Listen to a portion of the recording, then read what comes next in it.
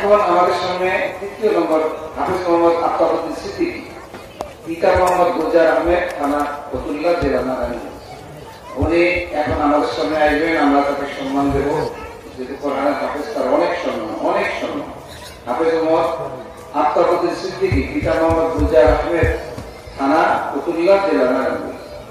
আমাদের এখানকার সম্মানিত আমাদের হুজুর সাহেব এবং আমাদের তরুণ চাচা আছে, মৌলানা আবুল হোসেন, মৌলানা মহসিন সাহেব, আমাদের আসাদুল্লাহ ভাই, শাকির ভাই, আমাদের সৃষ্টি ভাই, রফিকুল ইসলাম ভাই, এবং এরা অনেকেই ইনশাআল্লাহ বরকতের হাত দিয়ে তাদেরকে এই পাগড়ি পড়াচ্ছেন। সম্মানিত করছেন।